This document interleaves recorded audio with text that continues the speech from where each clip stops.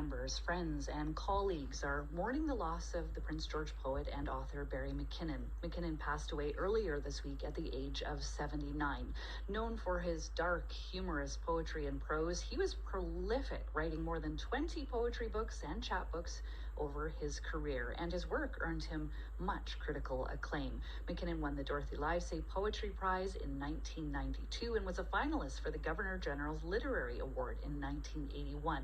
He was also an original faculty member at the College of New Caledonia in Prince George, teaching there from 1969 to 2006. This morning, friend and colleague John Harris joins me to share his thoughts about the life and legacy of Barry McKinnon. Good morning, John. Morning, Carolina. I'm very sorry on the loss of Barry McKinnon as both a friend, a colleague, and a prolific writer in the region. Yeah, well, we read his poetry, and he comes right back to us, so the loss isn't quite there. What's a favorite poem of his that you're reading right now to remember what he brought to Prince George?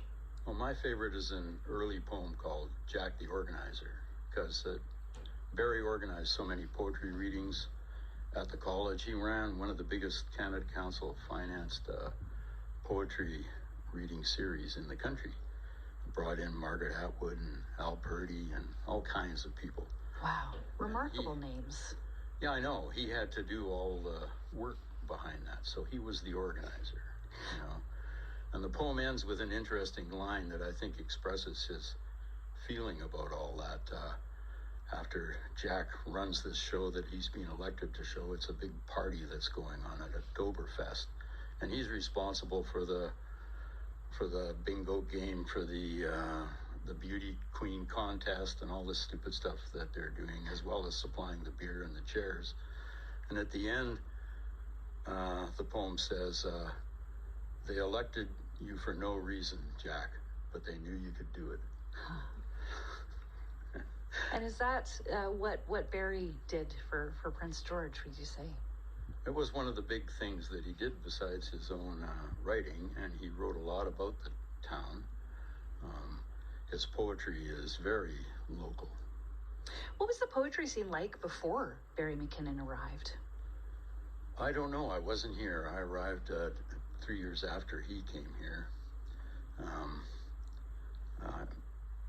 I think the only writer I know of who was here before him was a guy named Harlow. I can't remember his first name. He was a novelist, and he wrote about Giscombe, the mill out there in the town, and he became the head of creative writing at UBC. So he was a friend of the editor of The Citizen, Tony Skay, back then, and he wrote about Tony Skay too. So Harlow was the figure around Prince George. He's almost totally unknown now, so... So in some ways, Barry maybe eclipsed his name, but...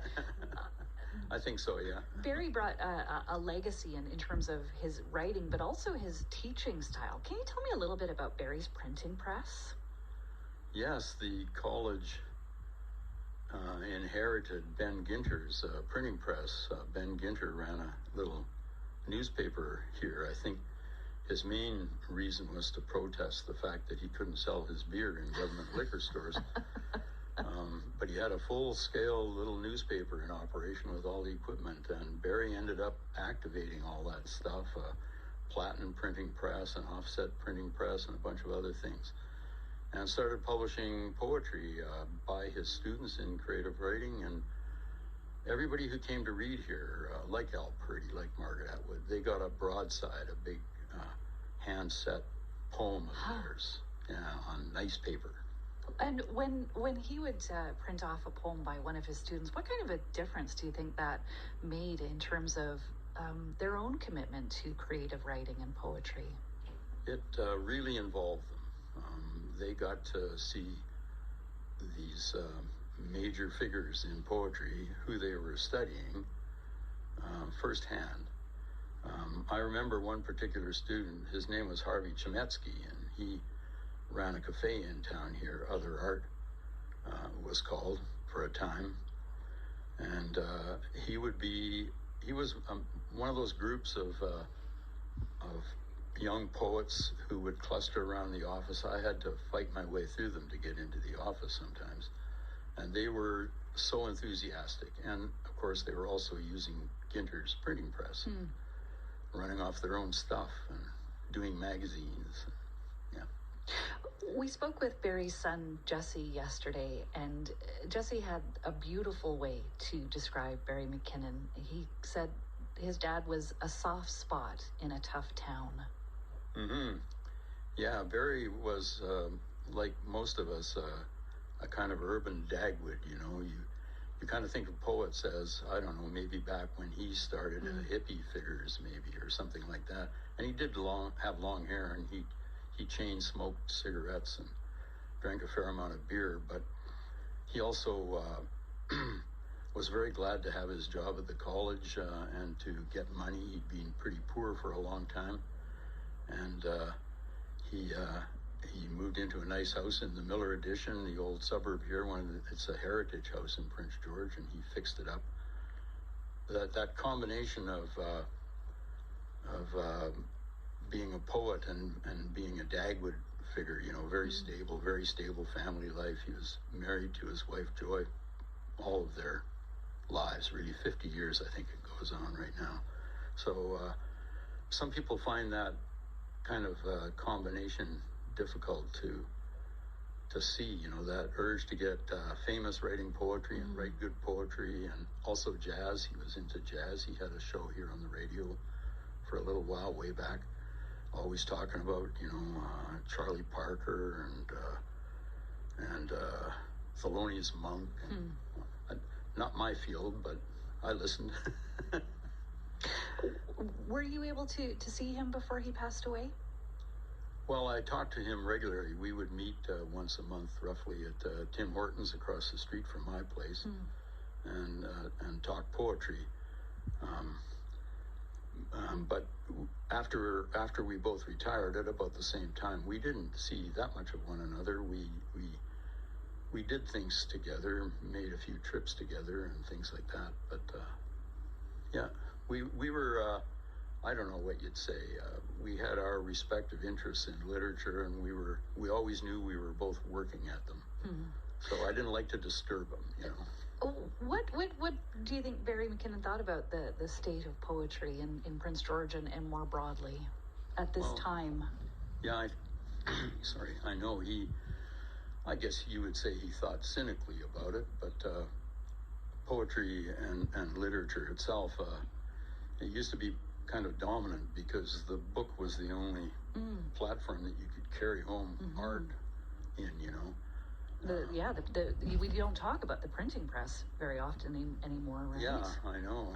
He got right back to that Gutenberg stuff, you know, and anything else that you wanted. If you wanted music, you had to learn how to play the piano or something, or you had to go out. Or if you wanted theater or drama, you had to go out. But the book you had. Well, once that ended at the beginning of the 20th century, literature had to compete with other arts. Now, most song lyrics, I guess you would call them poetry. So poetry had a kind of life there, and it had a half-life in the universities and colleges and schools where students would be asked to read it in order to learn their letters, right? They would be asked to read poetry and write poetry. Why do you call it a half-life? Yeah. It's kind of strange when you think about it. Barry and most of his friends, like me, we all taught English. That's how we made a living. And so then, now Barry had other friends like Al Purdy and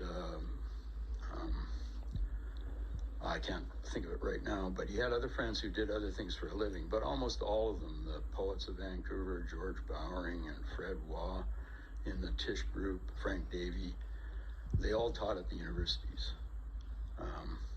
And so that became a part of maybe a bit of a cynicism about it. So the main audience is students.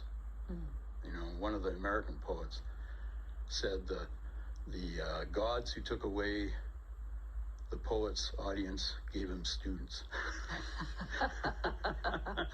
So the job was actually to teach students how to write using poetry. poetry and prose essays don't quite go together, you know.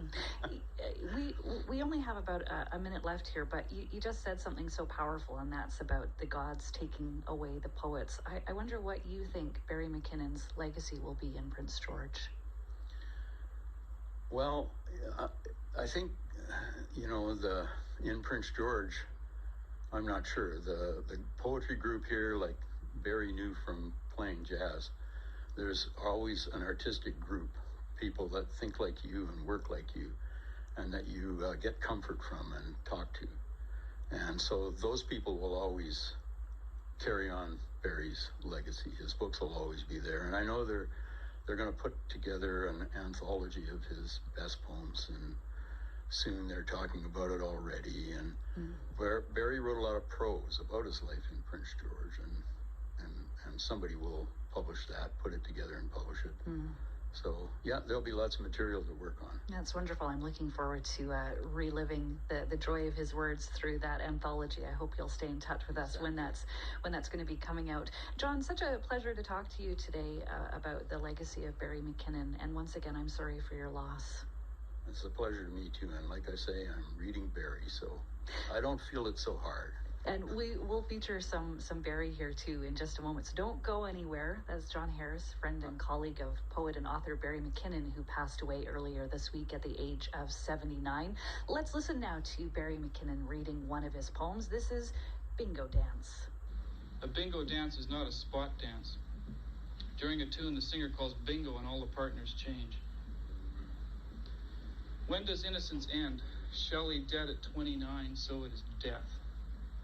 Or last night, the wedding party requests a bingo dance, some form to allow the innocent change of partners. Innocence is, whose wife would mind or see the metaphor? Bingo dance. There's a storm across the valley. Bingo. While upstairs, the tenor player is drunk and out of tune. He lifts a beer, salutes the audience before his lips touch the reed, begins to play, I left my heart in San Francisco. When does innocence end? Later with the woman who says she's lonely. Things would be better somewhere else. I left my heart in Prince George does not work. We are out of context.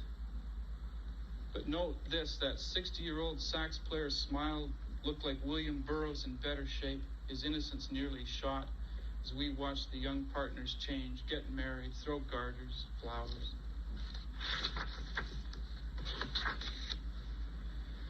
What can we say of these things? To pile absurdity upon absurdity until it becomes a town, a city. On the radio, the problem line. The problem is, what is the symbol for the 30th anniversary? One says lace, one says pearl. Such debate steals my time. Yet another calls because his wood is splitting on its own. It's all falling apart. And what can we do for him or the wood, listeners?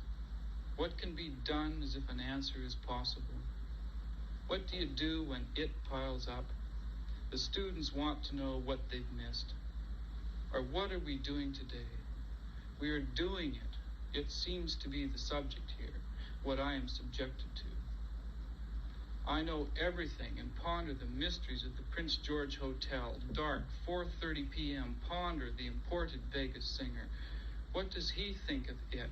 The town where someone said everyone seems to be missing a finger and has a split mouth from an authentic drunken fight.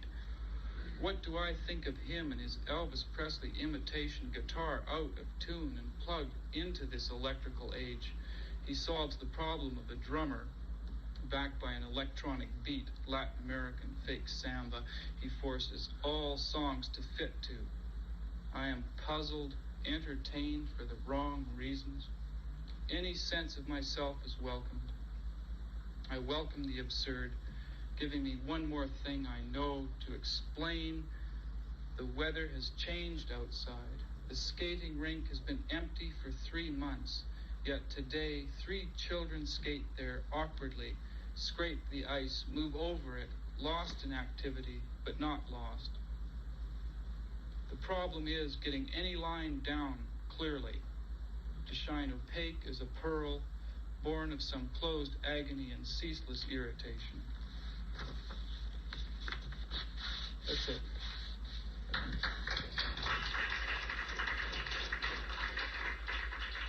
The late, great Barry McKinnon reading his poem Bingo Dance. A celebration of Barry McKinnon's life is being planned for some time this spring, and as you just heard on Daybreak, plans as well for an anthology of his many mighty works. If you'd like to share a story or memory about Barry McKinnon, we'd love to hear from you and share it. You can email us daybreaknorth@cbc.ca or call us on our listener line 1-866-340-1932. We're just